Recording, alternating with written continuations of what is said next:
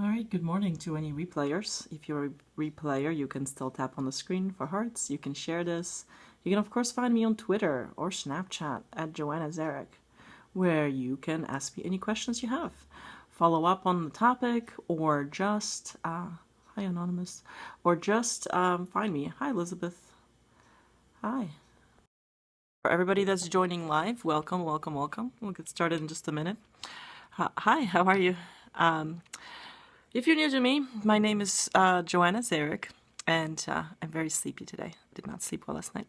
My name is joannazarach. I broadcast every single day, 7 days a week, on the topic of money habits.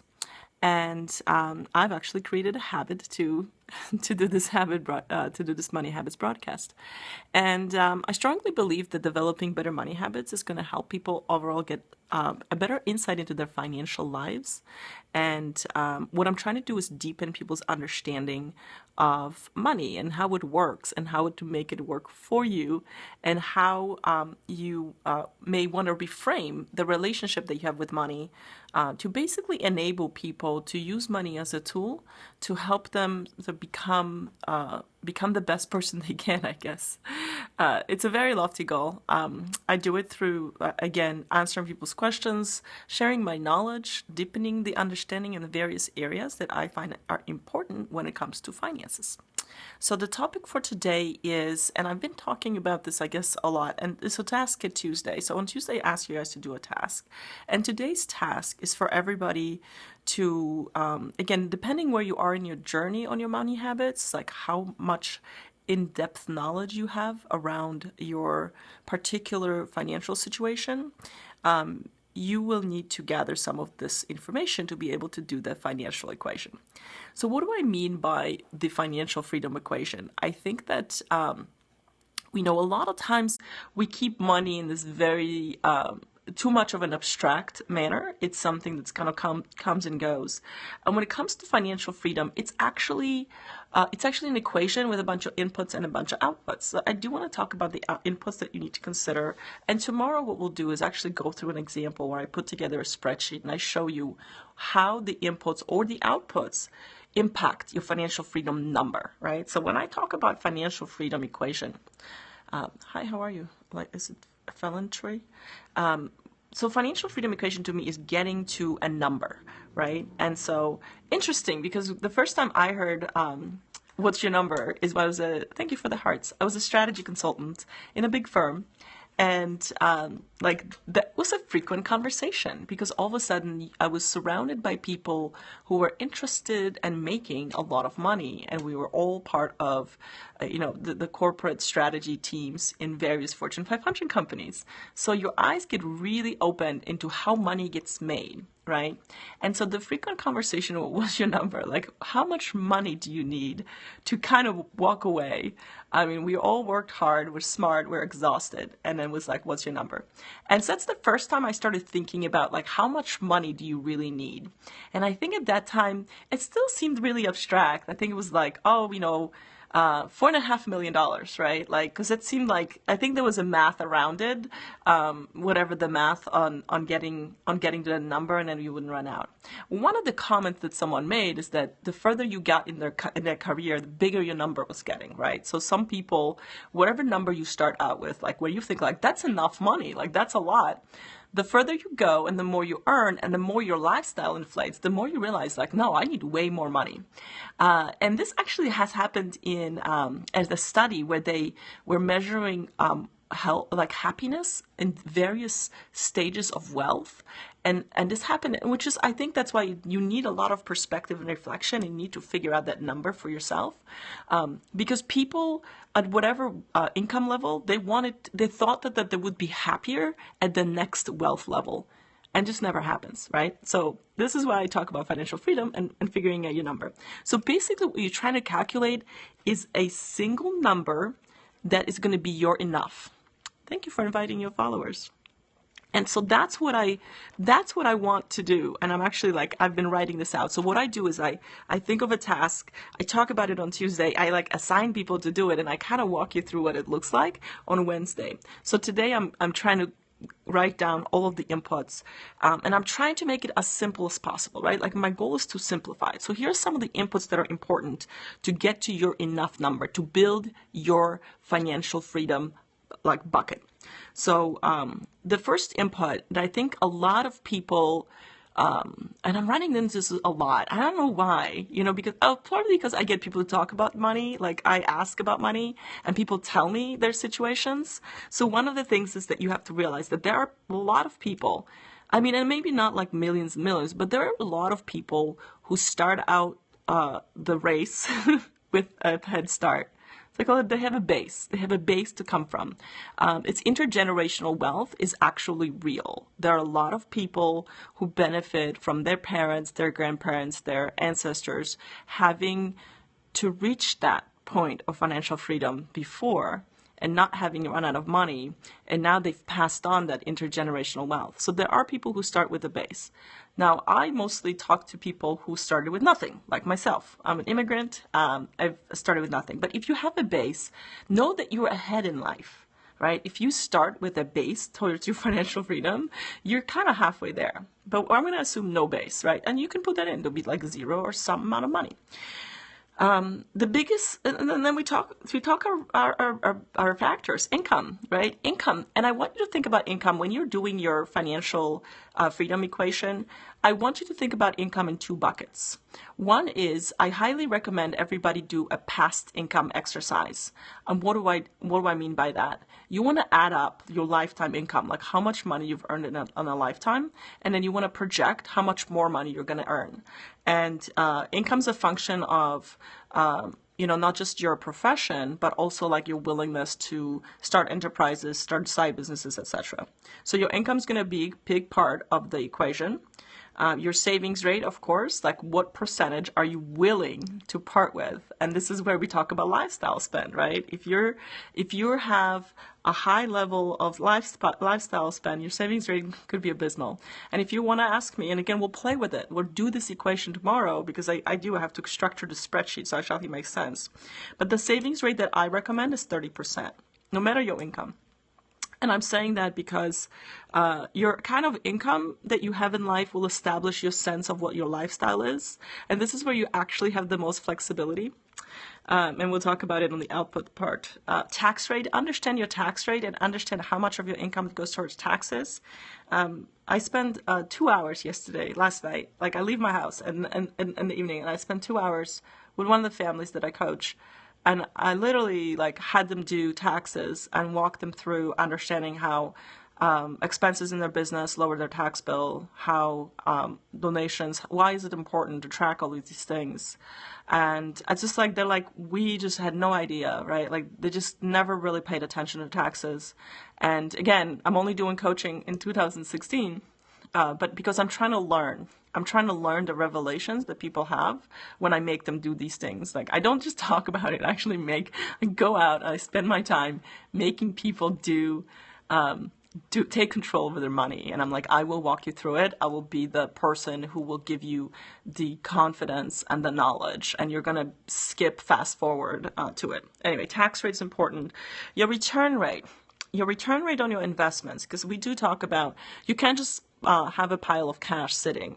It loses value, right? Like we all know inflation eats away at the capital. So you can't just pile up a stash of money and sit on it, right? You have to be smart in your investments.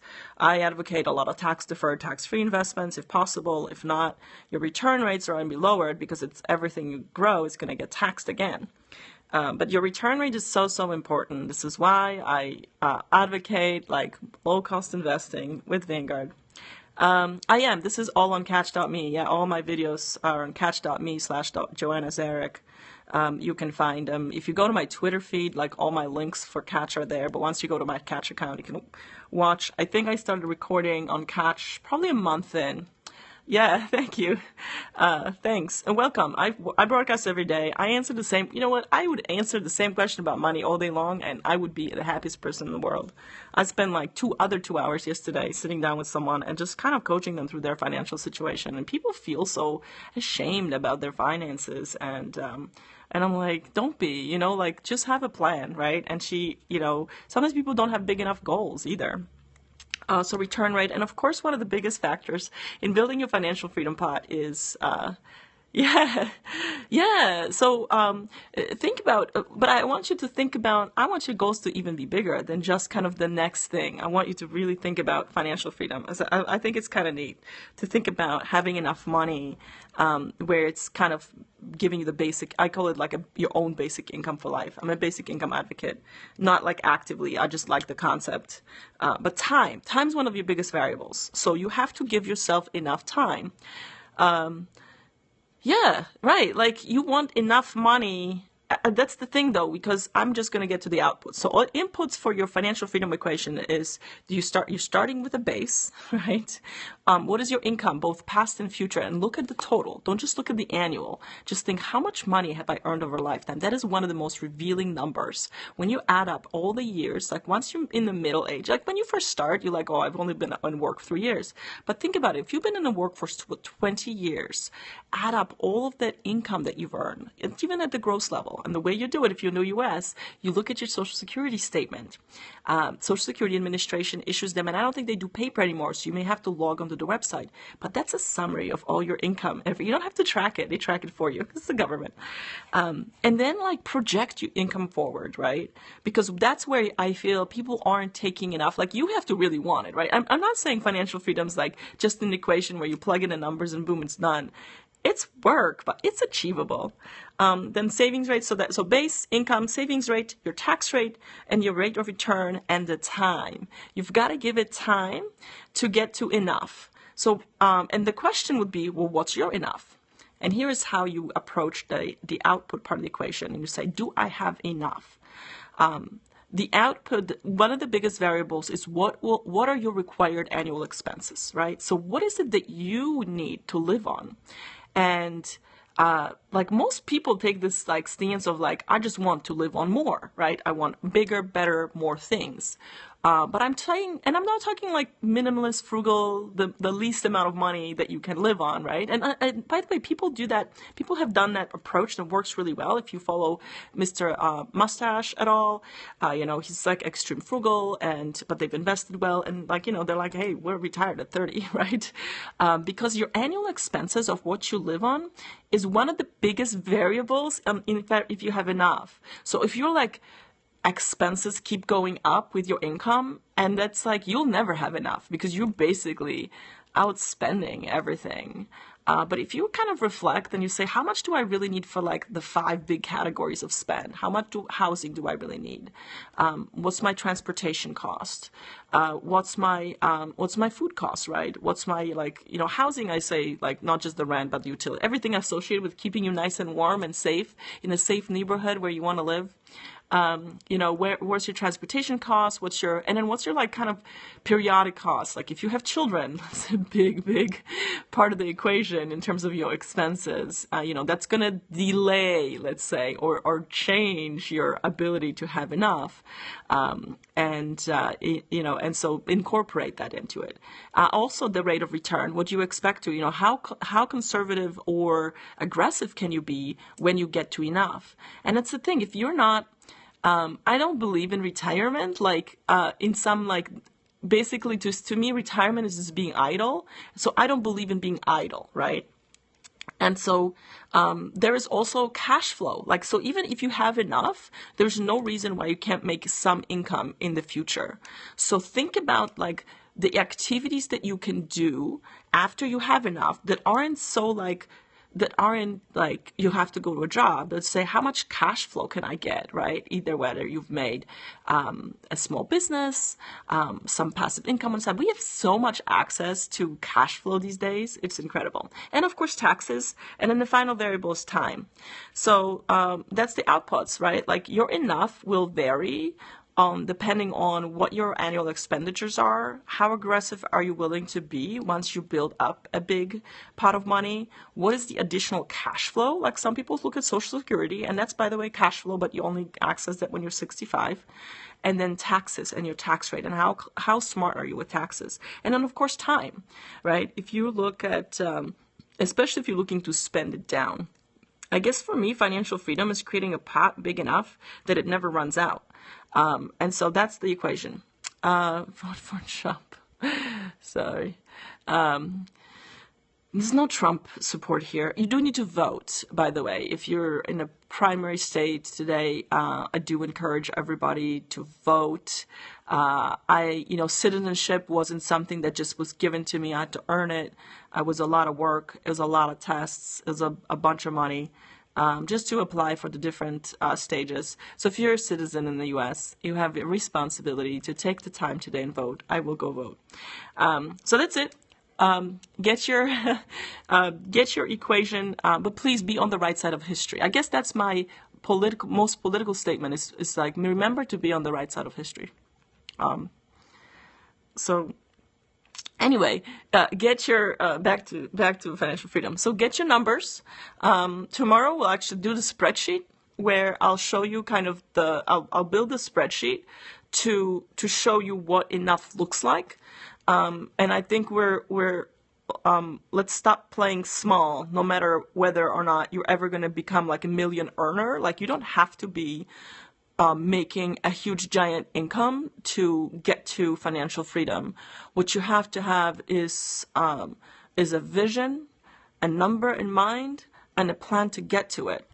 And then, and again, I don't believe in kind of retirement of sitting idle. I feel like what I really want people to do is feel that they're in a position that they don't have to worry about money, which doesn't mean they don't have to think about money. They just don't have to worry. So tomorrow we'll probably use 2 or 3 examples of what it is to have enough. By the way, the number's already been calculated for kind of a $75,000 a year cash outflow is about $2.5 million. That number, you never run out of that money. And again, people are like, oh, if I had all that money, all the things I would spend it on. And that's where you kind of like, you can never achieve financial freedom if you just spend all their money. And I think that that's kind of the missing message in some of the, encouragement that people get to make more money. That like, if you make more money, you can spend more money. But that's not what the people did when they created intergenerational wealth, or they've given their children the freedom to pursue whatever path they wanted without worry. And again, it doesn't have to be a luxury lifestyle you don't have to have a luxury lifestyle to be financial free. I guess that's the message. So get all your numbers. And then tomorrow you will see me, flipping my phone to show you my spreadsheets, because I love nothing more than making a spreadsheet and sharing it with people and saying, here, look, this is what I mean.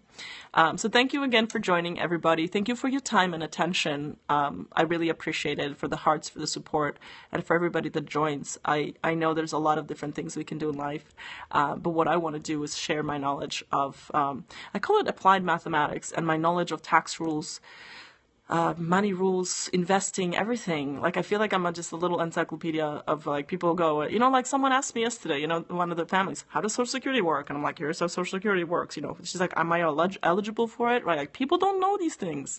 We need to share the knowledge with everybody. And that's what I'm doing. So thanks again. Again, you find me on Twitter, Snapchat, and I'm here every single day, 10 a.m. Central Time, 7 days a week. Sort of like 150 days straight right now.